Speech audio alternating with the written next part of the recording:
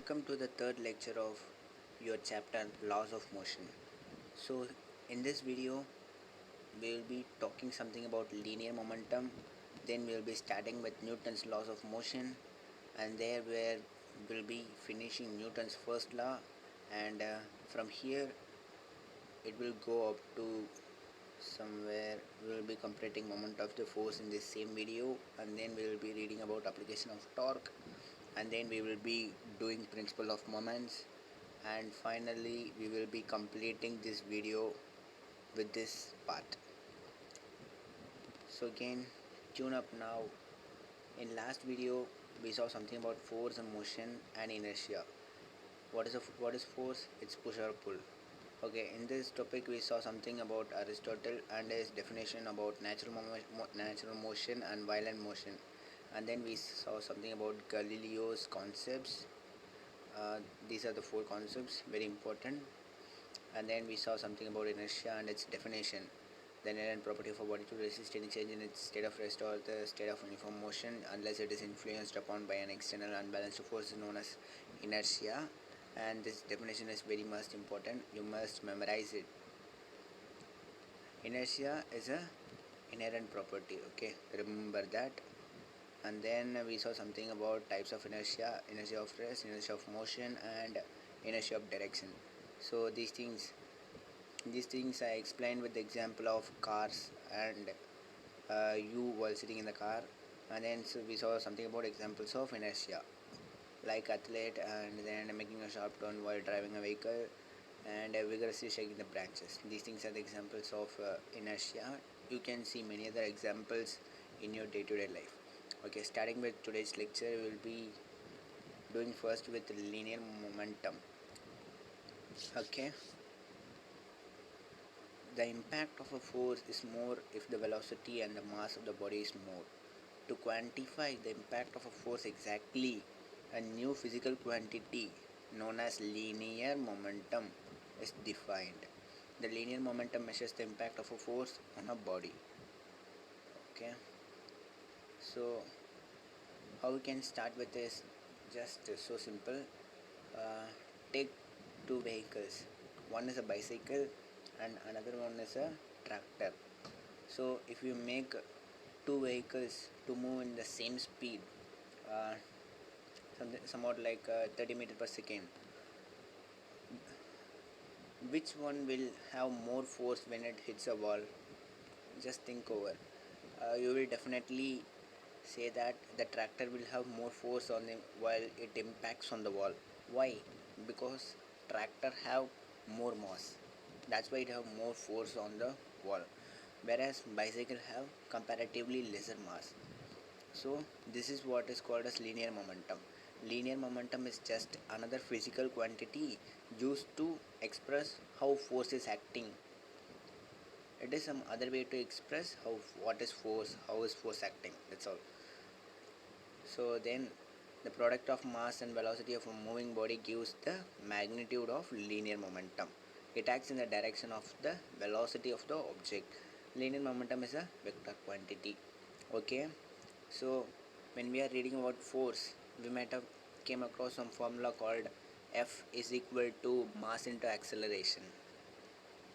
If we multiply mass and acceleration of that mass, we will be getting how much force it is experienced or it is going to experience on some other mass.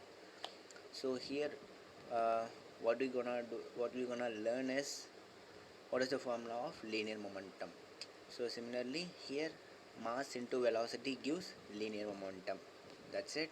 And P represents linear momentum here. P is equal to mv. One thing you must be clear with that velocity and speed are different. Velocity have direction, speed don't have direction. Okay, so since velocity have direction and it has close contact with momentum, we can say momentum will also have direction.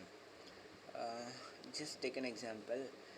uh, if you're pushing a box, okay, if you're pushing a box of mass m with a velocity 10 meter per second in a particular direction, take north direction, north. So you are applying the velocity in north direction, and how will the momentum is going to be acting? How is the mass or the box is going to move in the same north direction? Na? The direction of application of velocity is same as the direction of application of linear momentum. That's what it is said in the second line. It acts in the direction of the velocity of the object. So since it have direction, we can say that linear momentum is a vector quantity. Yeah, that's so simple now. Next, it helps to measure the magnitude of a force. Okay, this is an extra point.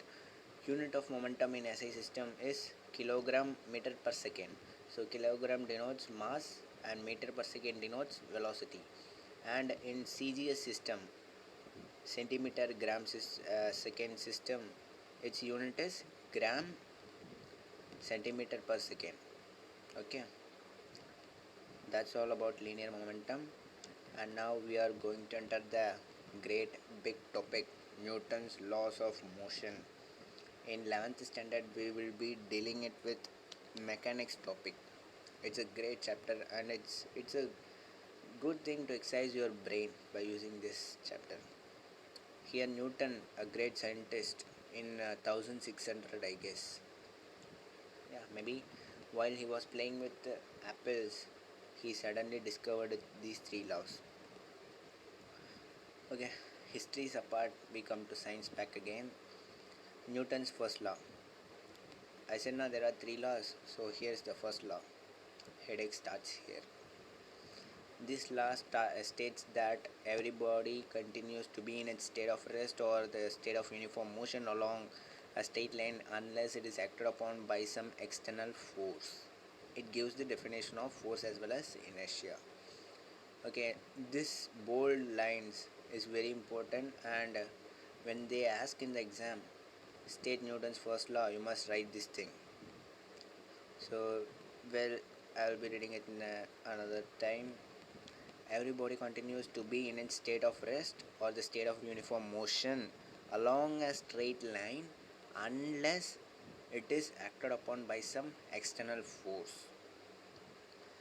Well, um, if you take some example, like you're staying away from our solar system, like it's an empty space, vacuum, and we won't be experiencing any force with other planets or other stars. Okay, take that area, and there when you keep a ball or a box or a pen or a pencil, it will be staying there until and unless you're applying some force on it. So when you apply force on it, then what will happen? It will just stay in its initial velocity till you stop it. Getting it? What I want to say is something like uh, okay, take the normal road. Yeah, or roads. So while you are riding a bicycle, uh, if you just stop accelerating it, what you can feel is that your cycle automatically comes to rest. How? Because friction is acting on your cycle and it's pulling you back instead of leaving you freely. So think of a world where there is no friction, zero friction. So if it is so, when you leave your cycle without pedaling, your actual speed continues till the end. And I mean, there will be no end if there is no friction, man. So there must be friction to end something. Yeah, the law is explained, I guess. If there is no friction, you won't be stopped. So you will be moving in a uniform motion. And if you are stopped in that medium, you will be in rest until and unless you are pushed again. Very simple. Arey yaar, this line is explainable, man. You can understand by your own. There is no much trouble in it. I'm going for the next thing. Force. Force is an external effort in the form of push or pull. It's an external effort. Underline this thing. It's an external effort. You must memorize it. This is the definition, actual definition of force. Then uh, they give which. Okay, first point, produces or tries to produce the motion of a static body. Well, when I was starting the chapter, I explained what is static body. A body which is in rest is called as a static body. So, first point is produces or tries to produce the motion of a static body. So, when you apply force on a static body, it starts to move, but friction opposes it. Yeah, definitely. If the frictional force and your force are equal, then the body won't move. So, that's what it is said that tries to produce. The force actually tries to overcome the frictional force, but it can't do so. The force is just trying to move the object which is static, or produces means it's just moving the object. That's force. Then second one is stops or tries to stop a moving body.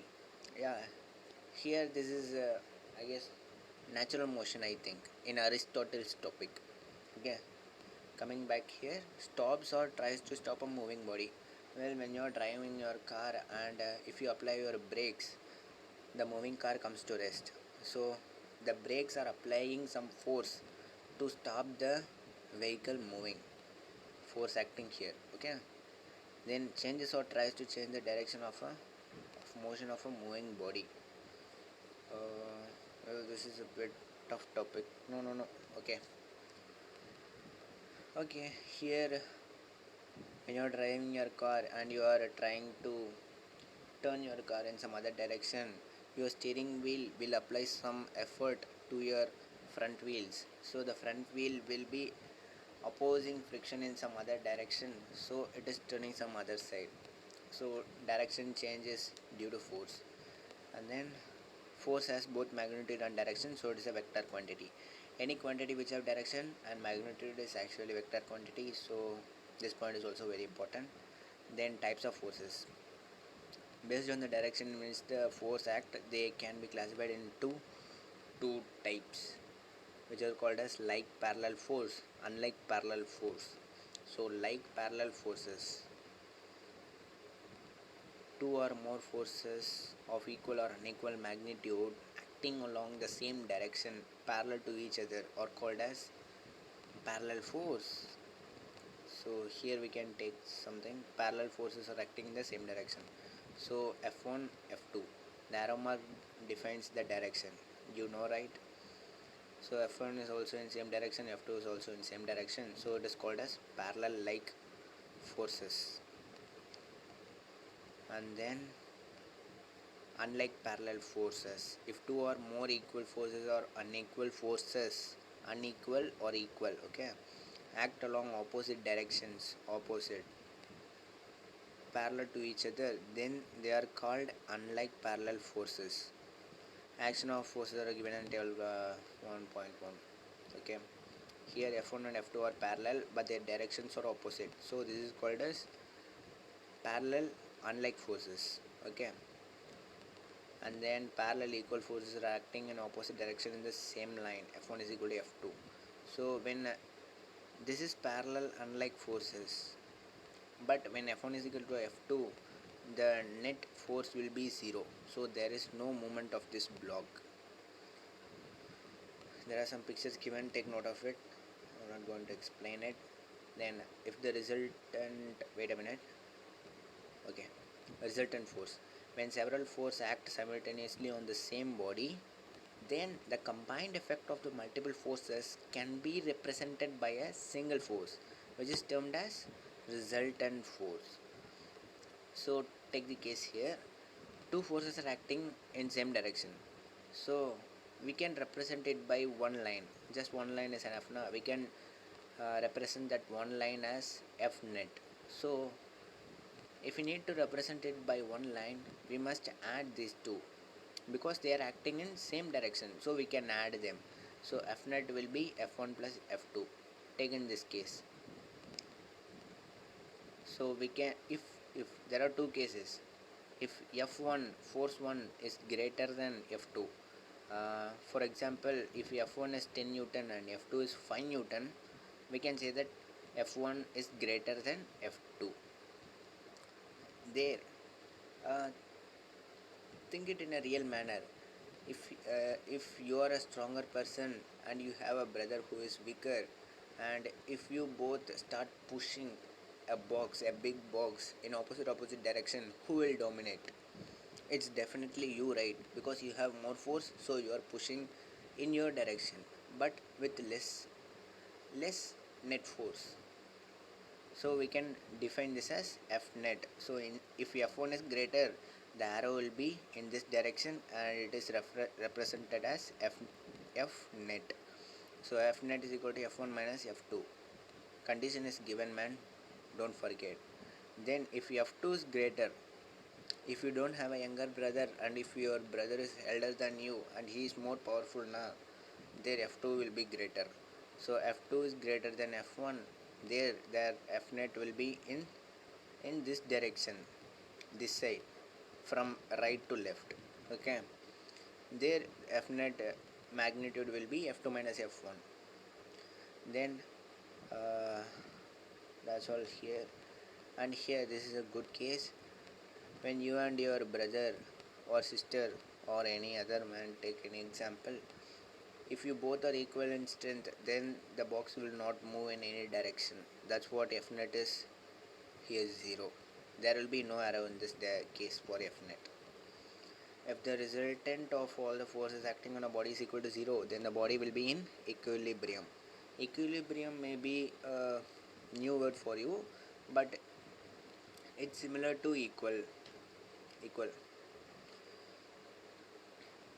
Such forces are called as balanced force.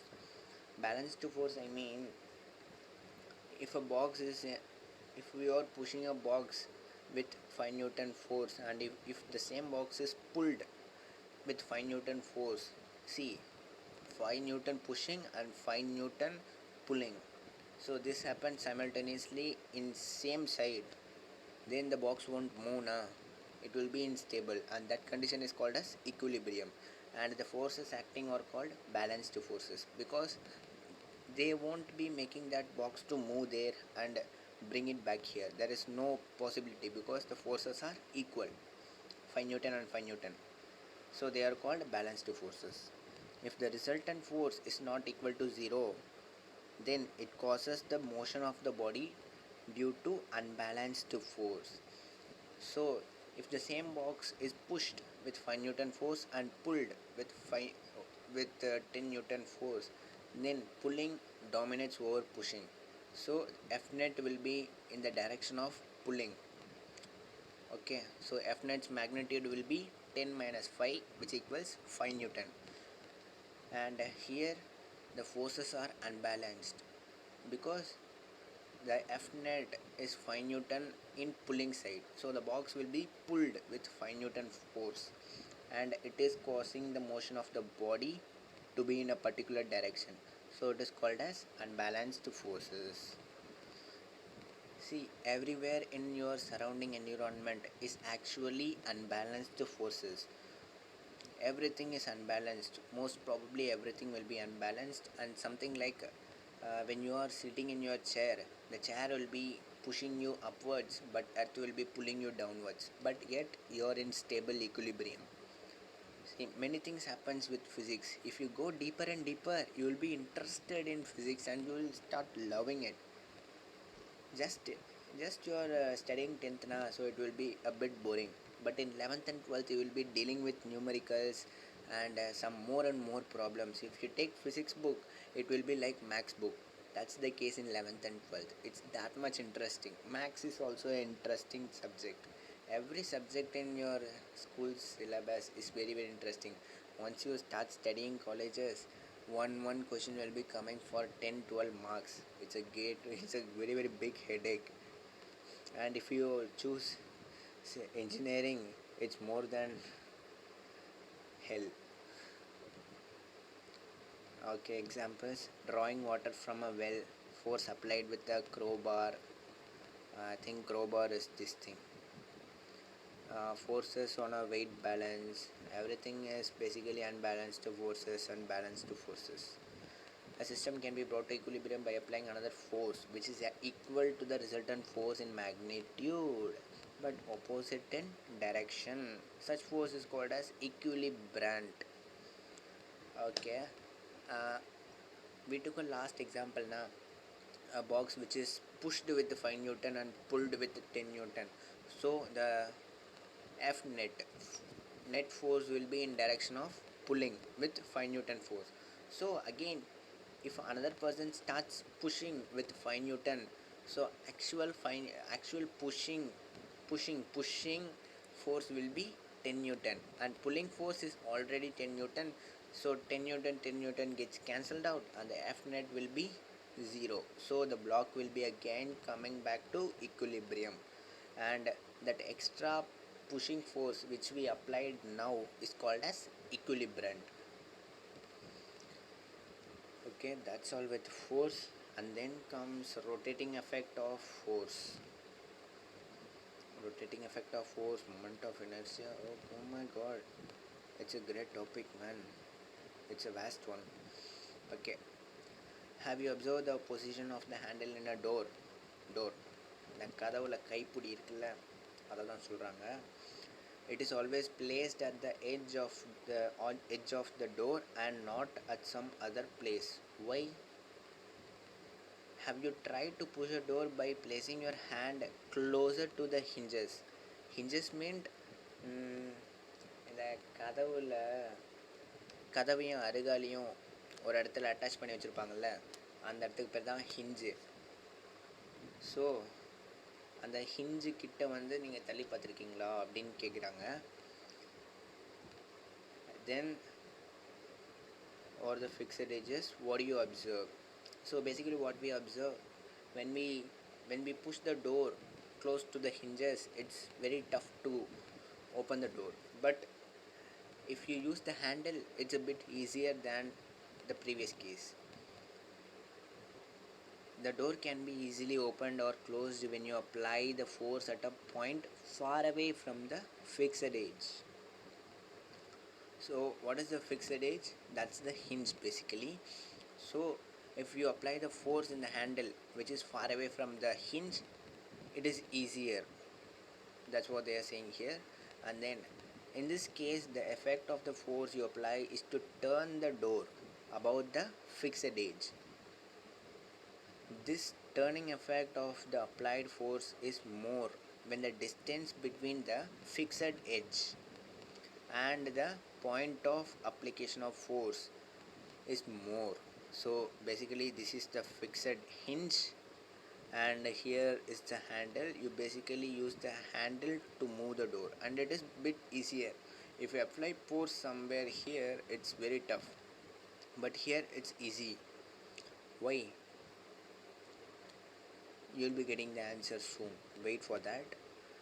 But you are just rotating the door now, just moving the door in a circular path while fixing a point or something like edge, and you are applying force here, you are rotating. So this is called as turning effect of the applied force. That's all. And then a rotating effect of a force, okay, comes here. See, if I left something and if you want some clear explanation with this particular paragraph, just comment in the comment section so that I can see and clear your doubts in the upcoming videos. Let it be any time, I will clear your doubt. Next paragraph, the axis of the fixed edge about which the door is rotated is called as the axis of rotation. See, this edge is there na. I guess you might be knowing about 2D, 2 dimension, x coordinate. I mean, this is x coordinate for you and this is y coordinate. So there is some other thing which is called as z coordinate, that is called as 3D. Okay, wait a minute. I will be seeing something. No, nothing here. There is not much animation. This is called as z-axis, man. We can say something like height. See, here is the length and here will be some breadth, I guess. That's x-axis, and take this as y-axis, and then this is called as z-axis. We have 3 axes in a plane, but you will be learning only 2 axes, I guess. Okay, what were we? Axis of rotation. See, rotation takes place in this axis, right? Z axis. So this is called as axis of rotation. Then fix one end of a rod, fix one end, because we are fixing it with the one end, that is also Z axis.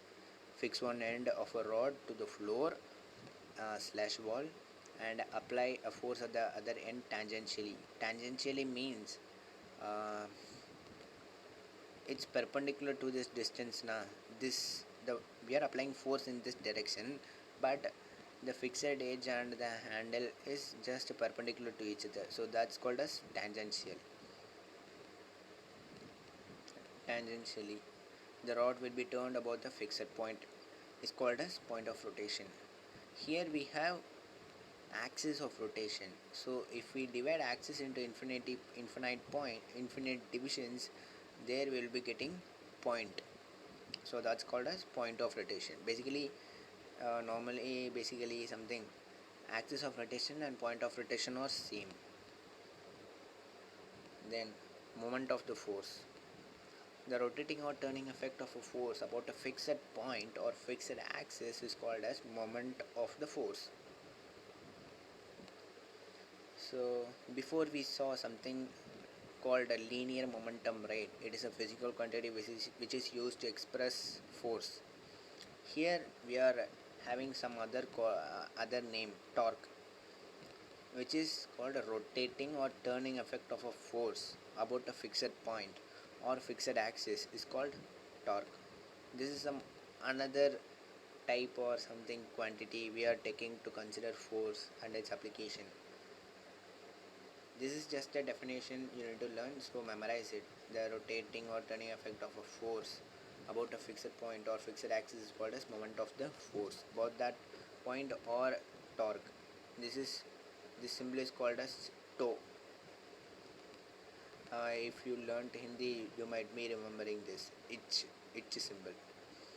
Okay, then it is measured by the product of the force F and the perpendicular distance D. Perpendicular distance. Okay. See, here is the point of contact now, point of rotation, and here you are applying the force at this point. So the shortest distance between the application of force and point of rotation is termed as D here. Basically, D is displacement. So displacement have direction also, and force is also having direction, and it is a vector quantity. So what they are saying is torque is equal to force into displacement or distance, perpendicular distance, you might be knowing this word is very important. Perpendicular distance. Torque is a vector quantity because force is a vector quantity, and then it is acting along the direction perpendicular to the plane containing the line of action of force and the distance. Here comes the toughest part, man. And last line, its SI unit is Newton meter. Newton is for from force and meter is from distance. Okay, this thing, torque is a vector quantity, it is acting along the direction. What we are going to find is the direction of torque. Okay, perpendicular, it is perpendicular, the direction of torque is perpendicular to the plane. What is a plane? Basically plane, if you take an A4 sheet, that's a plane with the x and y coordinate. So if x coordinate in that A4 sheet is line of action of force and y coordinate is distance, then a line which is perpendicular to that whole A4 sheet is torque direction. So how come this happened, man? You might be asking me. So if we take just your mobile phone or your laptop, and we need to find which side is perpendicular to that plane, just simple. If you take your pen and just place it on your screen and make that tip or something like cap pointing towards you, and that is perpendicular to that plane. So simple. See, Here force is acting in this direction and displacement or distance is here. So from this might be the plane. It's a 3D plane, so you can imagine a bed, and this z axis is there na, that is perpendicular to this plane. Or take this example, you are applying force in this direction which is closely contact with the ground, and then displacement is also in ground. Yeah, this is much easier, man. ஃபோர்ஸும் நீங்கள் அந்த ground லெவலில் கொடுக்குறீங்க, then distance is also taken in ground level. So your plane of force and distance is your ground. And z axis, அதாவது இந்த கதவை பிடிச்சிருக்கல இந்த axis, அந்த axis வந்து டார்க்கோட டைரெக்ஷன். ஸோ கிரவுண்ட்லேருந்து நீங்கள் மேலே வந்தீங்கன்னா அந்த டைரெக்ஷன் வந்து டார்க்கு. ஸோ சிம்பிள், ஈஸியாக முடிஞ்சிருச்சு. SI unit is Newton meter. This is very important. Each and every quantity has its own SI unit, and those SI units are very very important for your exam. Remember that. Okay. If I continuously say okay, basically that's just to extend the lecture. Don't think that I don't know English or I can't speak English better. Then comes couple is very easy, and you might be knowing this word frequently.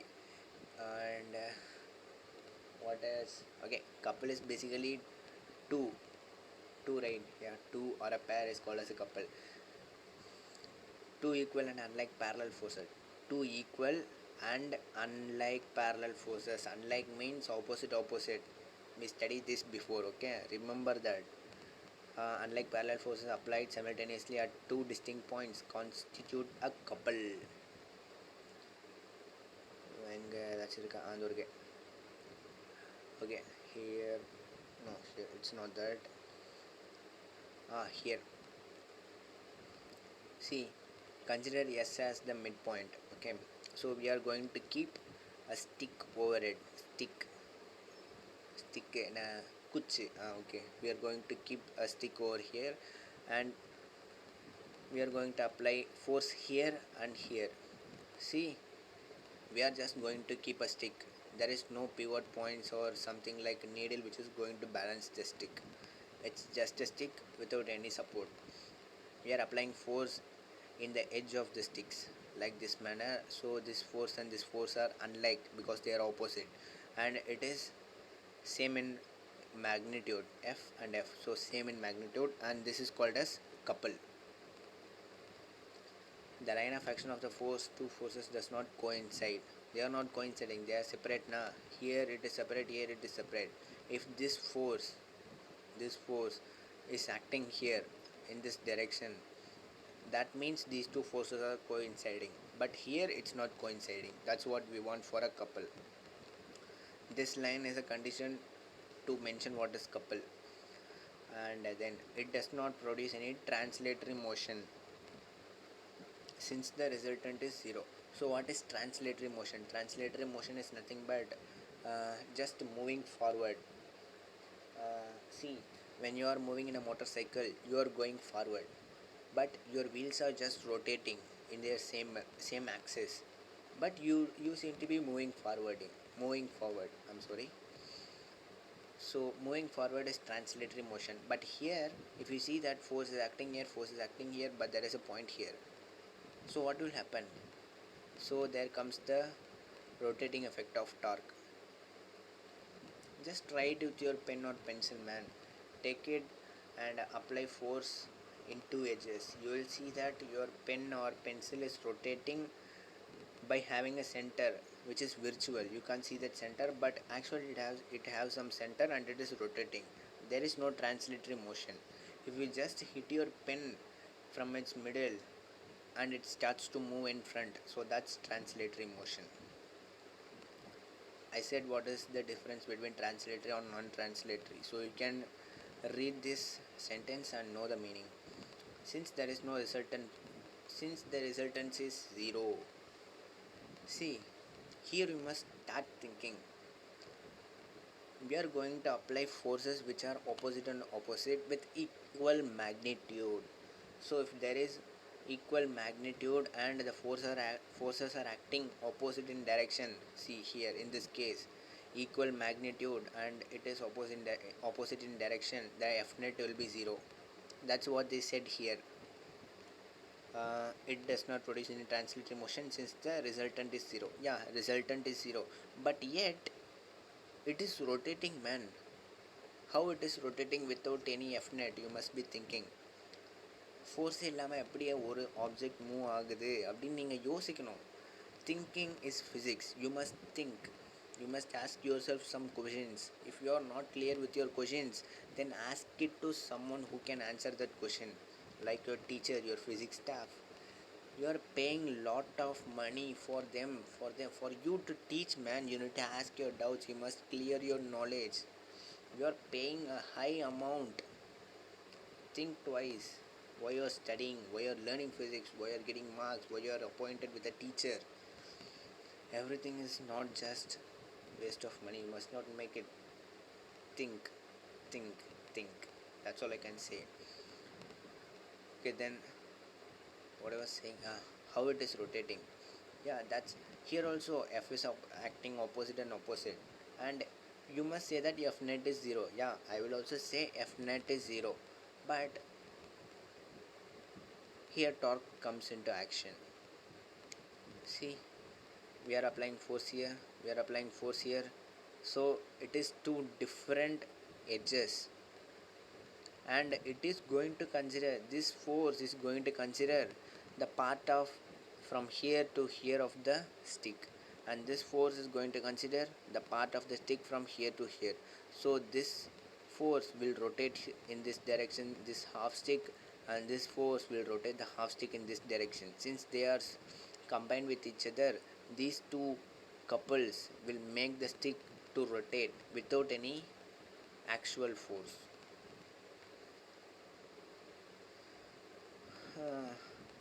But a couple results in causes the rotation of the body. That's called as couple. Rotation is made because of a couple. Rotating effect of a couple is known as moment of couple. See, physics will be just rotating your head. You will be screwed down, you will be thinking, and you will be fed up. But that's physics. If you think again and again and again and again, you will get some answers. Then you will find questions for those answers. Physics is tricky, but it's good. Comes to the examples: turning a tap, bending or unbending a screw. Bending and unbending is nothing but just screwing.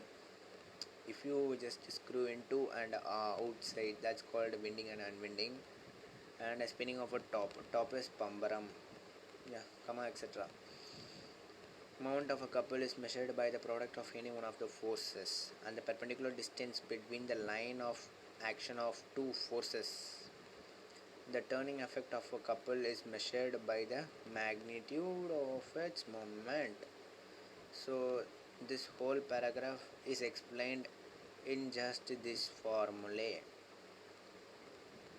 Moment of a couple is equal to force into perpendicular distance between the line of action of forces. What we need to take is that line of action of force, that point, and the point of rotation we must take. These two distance must be measured in a proper way where the distance and the force is perpendicular. You must consider this, or you must resolve it and then take the distance or forces, and after taking it, if we multiply, moment of a couple will be there.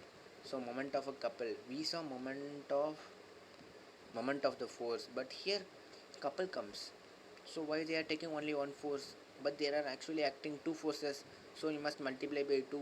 This doubt must come from your brain. So what they said, we must see it again. Moment of a couple is measured by the product of any one of the forces. They said any one of the forces and the perpendicular distance between the line, blah blah blah is there. So only one force must be taken to calculate moment of a couple. So simple. Doubt got cleared. My mouth is just blabbering because I'm doing this video night now. Sleepiness. Okay. The unit of moment of a couple is Newton meter in SI system. This is standard system and we must remember it. And then in CGS system it is called as dyne centimeter. Newton dyne meter to centimeter. That's all. And then by convention the direction of moment of force or couple is taken as positive if the body is rotated in anti-clockwise direction. Just read this paragraph, you will understand with those two diagrams alone. And negative if it is rotated in the clockwise direction.